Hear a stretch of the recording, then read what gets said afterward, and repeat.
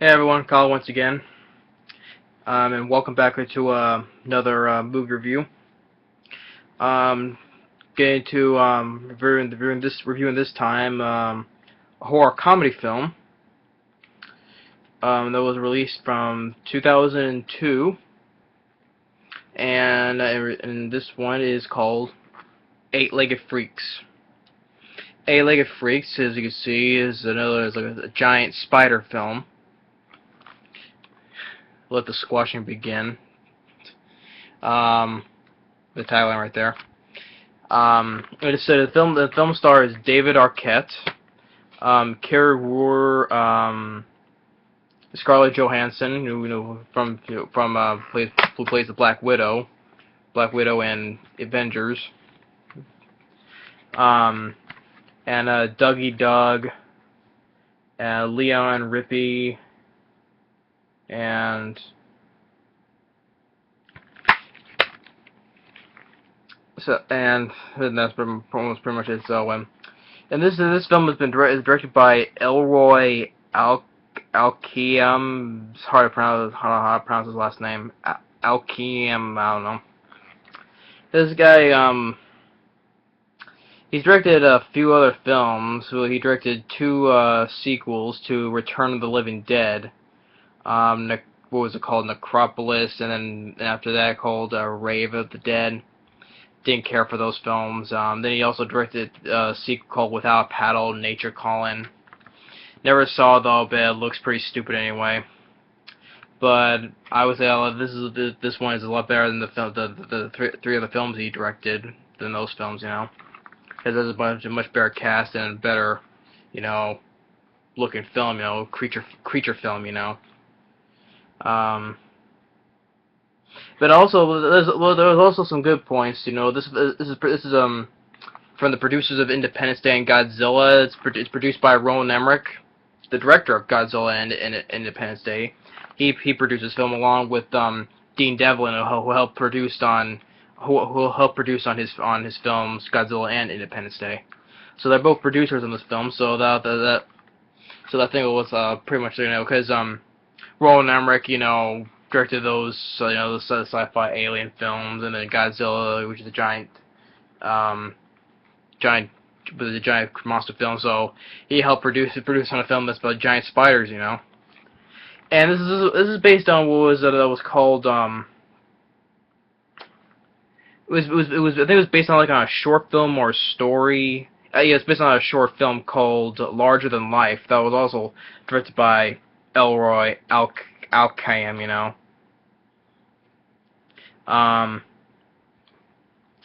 Which there was also about like a giant spider, which is also the short film was on this year on the special features, you know. So this is on the special features of the short film. The film came out in the summer July 17, 2002, when I would say it did pretty monster at the box office. It cost $30 million. Overall, made $45 million worldwide. But the reviews, you know, and the reception was pretty much mixed. It's 40% Rotten Tomatoes, has a 5.4 on IMDb, you know. There's this, the Rotten Tomatoes that gives it 40%. That stated that this is homage to the B movies of the 50s as a promising first half, but runs out of ideas in the second. So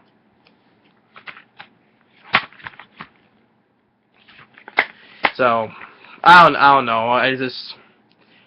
Maybe run out of ideas in the second half because I couldn't never tell, you know. So get into the plot. The film, you know, it opens up, you know, you have a Dougie Doug who's this paranoid radio newscaster, you know, he's always believing in aliens. He's broadcasting over the radio, you know.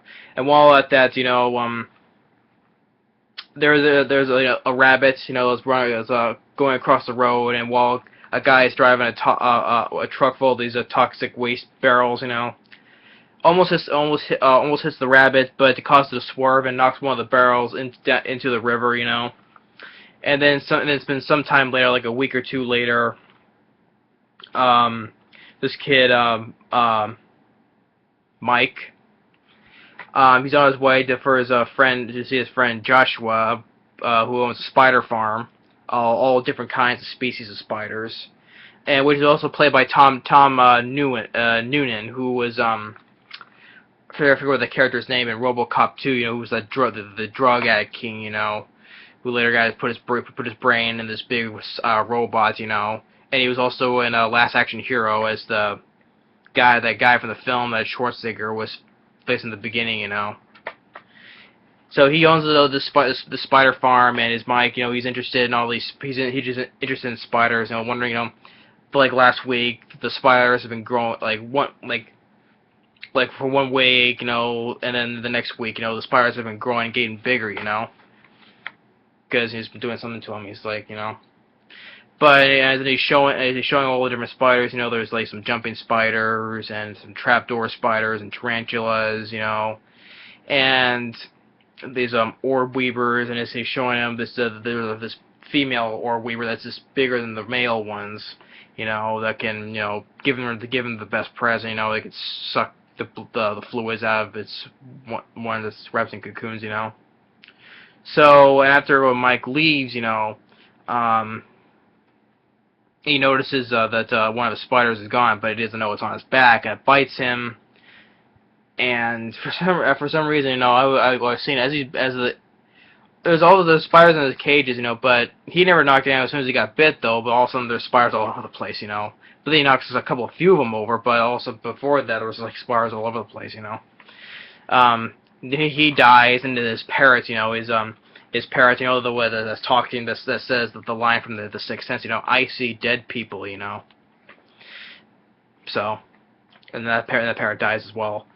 And then it's been another week later. David Arquette, who plays Chris McCormick, he comes back into his hometown after 10 years. He left town for 10 years. And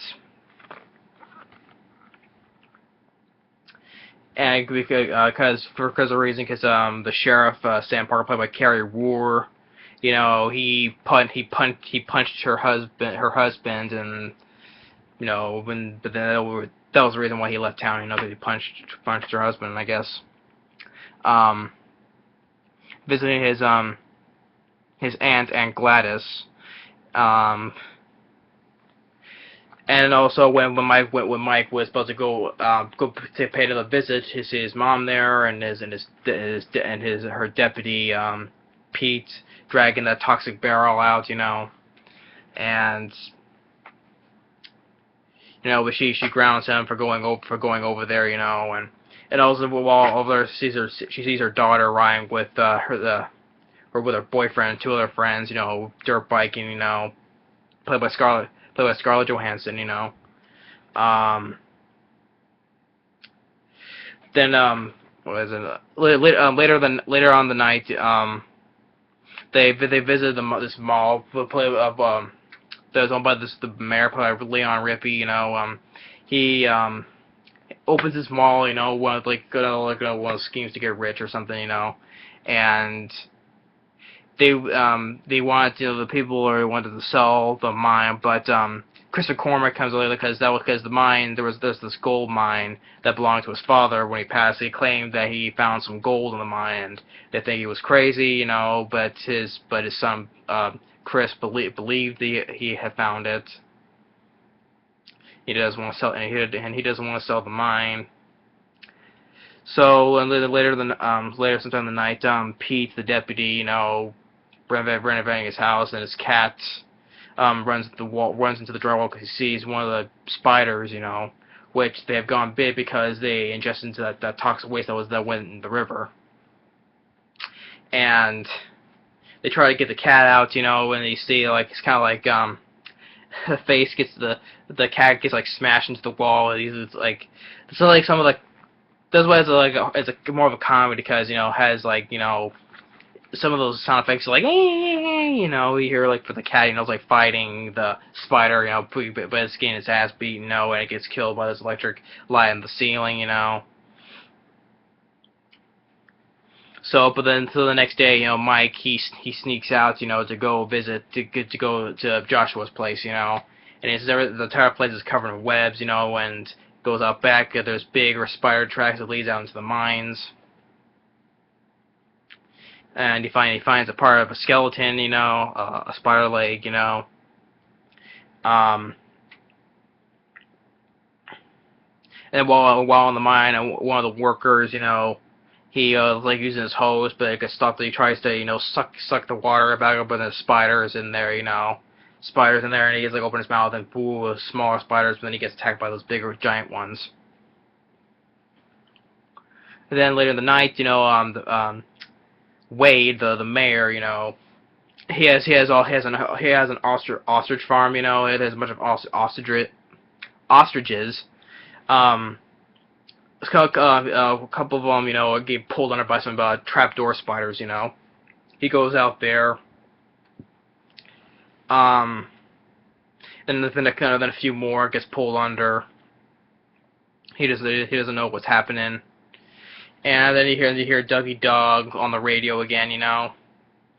Dougie Dog, you know, he's been in some films, you know, like he was in Operation Dumbo Drop, you know, he was in Cool Runnings, and a little bit of voice in Shark Tale, you know.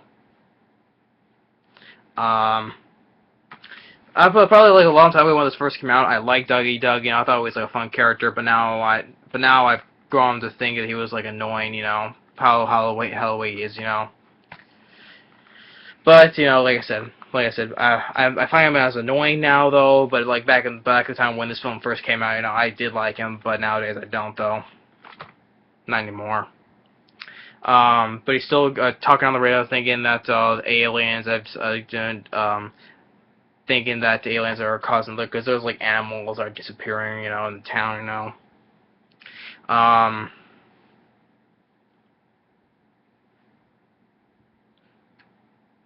Then like later when in the desert, you know, Scarlett Johansson is with his boyfriend Brad, you know, and you know Brad, you know being, you know, like but I don't say, you know, he still wants to, you know, make out with her, you know, and she goes and gets a taser that her mom gave her. He goes and zaps him right in his balls, you know. He's like, oh, my balls, and he ends up pissing his pants, you know. Oh, I always thought that was funny, you know. But she drives off away, and he sees the giant jumping spiders come, and he's trying to warn the friends, and the spiders attack, you know, and all of the other teens, you know, they get on their bikes, they're racing through the desert running away from the jumping spiders, you know. They get picked off, except for him, you know. And then there's this giant gas gas truck, you know. He flings across the road, and there's spiders. They're on the gas truck, and it loses control and explodes. Brad thinks he got them all, but there's still more. Then he ends up running into the mines. Then the next thing you know, Aunt Gladys, you know, with her little dog, the dog goes in the basement. There's this big hole in the wall. The spider takes it, and Gladys, you know, she thinks that the dog is down there. Sees his collar, but she goes in there. But she gets caught. She gets she doesn't get killed, but she gets wrapped up in webbing, say for the female or Weaver. David Arquette, he comes in, and he goes in the cellar, and he finds the hole in the wall, and he finds this giant this big spider leg, and he's like, this ain't no cactus, which he called it when Mike showed him the small one. He thinks it was a piece of cactus, but he also didn't believe him at first, you know. Because you know, because earlier when he was talking, when Mike left the spider farm, he hitched a ride with David Arquette, you know, trying to explain to him, but he's like, you know, I'm the kid, and nobody believes the kid, you know, and he's like, he doesn't believe him, he's like, see, you know. I also like that line. I was like, I'm the kid, nobody believes the kid, you know. Which is, you know, it's like typical, of course, you know, films, the adults don't believe in children because they think, you know, you know, their imagination. But he later believes that when he finds a bigger empty spider leg, you know, takes to the house and he gives him the how big the spiders are, you know. Um, then while that's going on, Scarlett Johansson got getting out of the shower, you know, of one of the spiders, attacks her, wraps her up in the web, and David tries to fight the spider off, but he gets wrapped up in webbing, and Kuri, you know, she gets the shotgun and shoots it. He alerts her deputy to get all the guns they have and come to their house. Um, and as he does, there's a few jumping spiders that follow him. And one on top of his car, he shoots up, and there's like some of the, I guess like a spider's blood or goo that comes on and just drips on top of him. They kill the spiders, and they go and because they get the idea to broad, since all the lines are down, so they'll go to what's that Dougie Doug's character name, Harlan, to go up to his place and broadcast the town that the spiders are attacking. So they go to his place and they make the announcement. And Leon, I don't know, Dougie Doug is like, giant spiders? What kind of bullshit is that? And Taylor goes like, space aliens you believe you have a hard time with, you know. Then there's a giant tarantula that attacks the trailer home. Tips it over, and the rest of they get out there and all that. And while it's going on, then the spiders attack the town. You know, they're attacking everywhere, attacking people. You know, because they're going to drive to the mall because Carrie Wuhrer, she announced on the radio to everybody to get to the mall because that's a safe place. You know. So all that there's like some there's a thing where the diner, you know, everyone's running around back and they get snatched by trapdoor spiders, you know, left and right, you know. And this one guy gets the idea because he sees one that's about to pounce on him, but he gets a ladder and throws on top, so he's able to safely walk across to get to his car and drive away.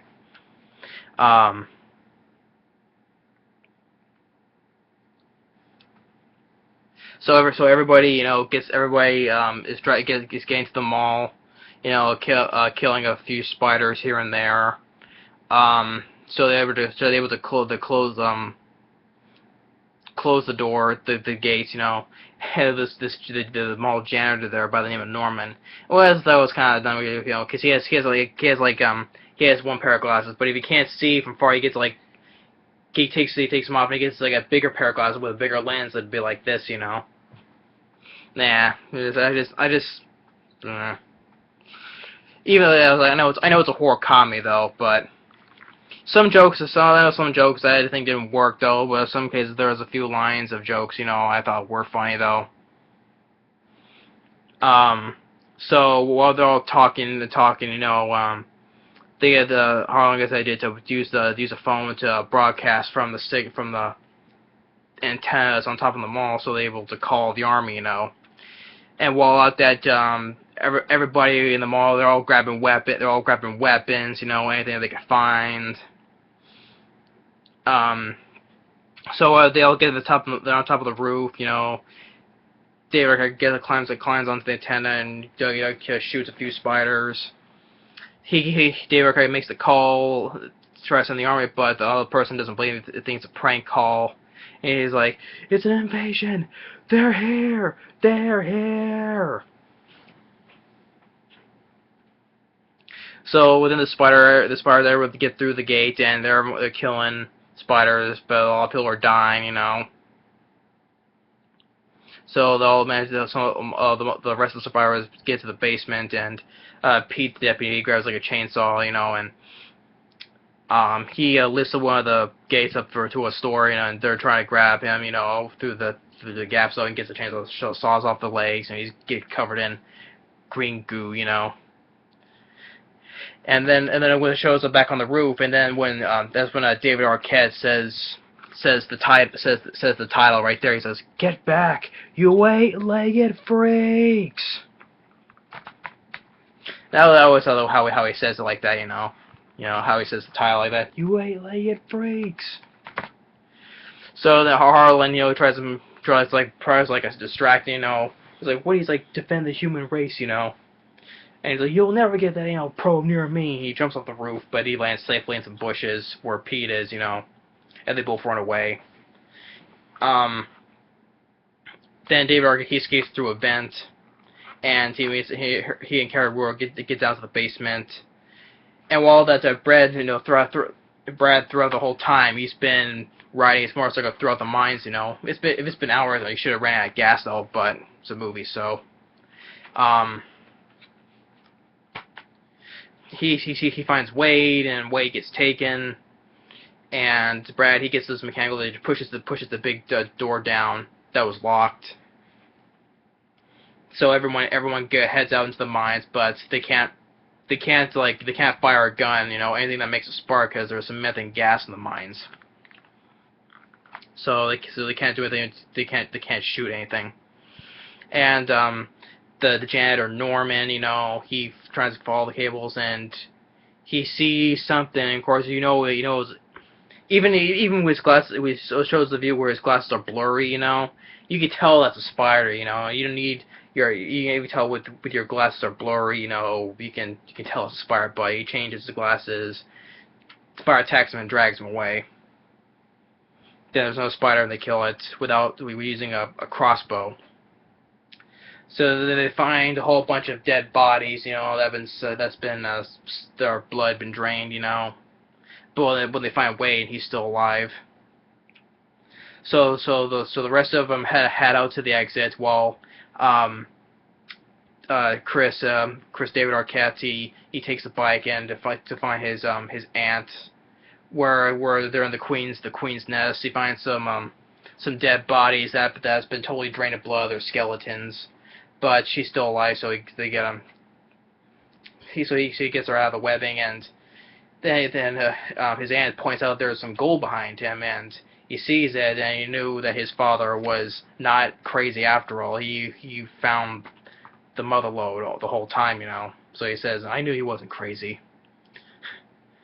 And then Aunt Gladys, he tries to smoke though. Because the whole time she was like, she has a habit of smoking, because earlier, before the dog was taken, she was like putting like whole packs of cigarettes there, Then the queen spider arrives, and he has some perfume that Mike gave to him earlier, because to confuse the spider's sense of smell, he's getting spraying it, Then they get on the dirt bike, and they head out towards the exit, But first he puts some matches on one of the lights there, so when they turn the jet around, it'll ignite the methane gas to explode it. And which it does, they get to use. There was no gas, so Scarlett Johansson gives her Kari Wuhrer the taser, to which zaps that gives electricity to the generators, and the lights ignite the matches, causing the methane gas to explode through all the mines, killing all the spiders. But also causes because since the mall is connected to the mine, it also causes the mall to explode. And Wade's like, not my mall, Oh, I hope the insurance pays for this, So then reinforcements finally come, well, because they listen to Harlan's broadcast, but then Pete, he has to explain that they're not aliens, They're spiders. They grew to normal size because they ingested toxic waste, and Doug's like, oh, that's a believable story. And he's like, hey, I'm the one who had to drag that barrel out of there. I got completely covered in the stuff. And your point is? My point? Take a look at this. Bald, brand new growth. Check it out, people. He's like that, So then it ends with Dougie Doug, saying that, saying on his radar about the spiders, and of course they conclude the town has decided to cover it up, even though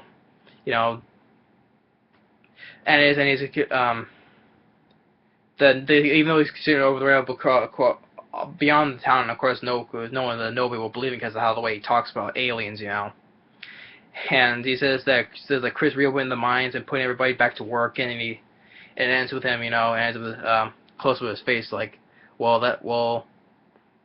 that's another story altogether, and it shows he has some gold teeth, laughing, ha ha ha ha ha ha, and then credits roll, and as the end credits roll, there's a different song version of the Itsy Bitsy Spider. So yeah, so even though ever since I first saw this when it came out, I like it, and do I like it still today? Yes, I do, because I saw this a couple of times back in 2002 when it came out in the theaters, and I still enjoy this film. And it was a good take, with a giant classic creature features, from the 50s, like I said, though. Cast was pretty decent. David Arquette was fine. Kuri Wuhrer, who was when she was an Anaconda, and well, of course she was in that piece of crap film, The Hitcher 2, I've Been Waiting, with Jake Busey and C. Thomas Howell. Shitty sequel though. And also when I looked at what other films she's been in, she's recently starred in. Oh, I was like, oh my god, she's gonna be in the sequel, Sharknado 2, the second one. I hated the first Sharknado, one of the crappiest ideas, and also one of the most crappiest sci-fi films ever made. But people love it, and people love the film. God knows, I don't know why. And they're making a sequel. It was supposed to come out this summer.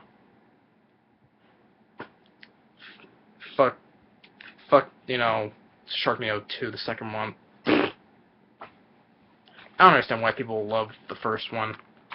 I said my review of the 2 forgotten films I hated in 2013. Now check out that video and you'll explain why. I'll explain why. So if anyone knows that, hasn't seen that video, 2 forgotten films I also hated in 2013. Check out my review where I explain why I hated Sharknado and also the other one, Ghost Shark. So yeah. She was, I was saying David Arquette was fine, Kuri Wuhrer, she was fine, Scarlett Johansson was fine. Dougie Doug, like I said, I used to like him, but not anymore. I just find him a bit of annoying. Let's see what's been written by. The director also had a hand in the screenplay, and also Jesse Alexander. Just like I said, some of the jokes, it's like some of the jokes I liked, some of the jokes I didn't.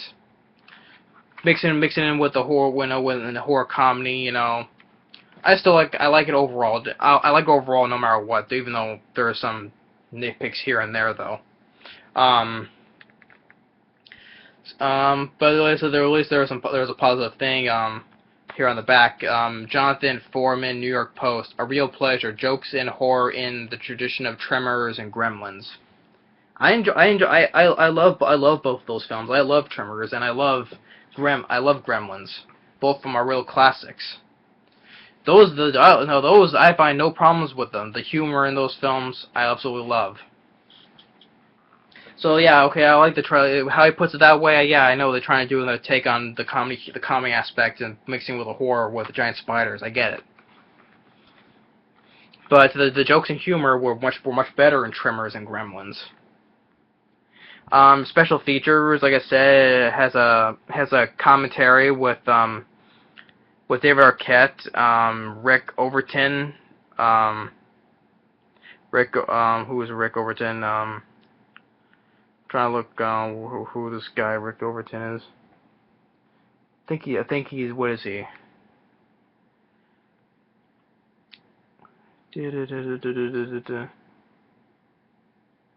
Can't seem to find it. I don't know who Rick Overton is, but also on the commentary, David Arquette, this guy, and the director Ellory, Elkayem, and producer Dean Devlin. Wish Roland Emmerich was on this commentary. Otherwise, I'd like to hear what he had to say about it. And also has that short film Larger Than Life has that. This is on here. Scenes inspired in action. There was also some deleted scenes and alternate ending. The alternate ending is when, instead of, when people are still in the town, after what happened, it ends differently with the surviving people of that town, and Pete, and they find Pete, Pete and Harlan, they find them, and they walk with them. They're all walking down the empty highway road, going to get help. Then it ends with them, the rest of the surviving people of the town walking down the empty highway road trying to get help. That's what the alternate ending is. Like I said, other deleted scenes, the trailer. And that's pretty much it. Yeah, I get why it's mixed though, but like I said, I like this film no matter what. I always thought it was a good, good for a take from the classic, films like them with the giant ants, sort of like in that way, with giant spiders, and giant ants, and I like them, that was a good classic creature feature from the 50s, I think it was 40s or 50s, I forget. So, and also, yeah, it was a good that Roland Emmerich and Dean Devlin had produced on this film, So overall, I think it was a pretty decent horror comedy film with giant spiders. Good take on it. So that's my review for Eight-Legged Freaks. Get back, you eight-legged freaks! I like that way how David Arquette says the title like that. So thanks for watching. Take care, and stay tuned for the next review. Later.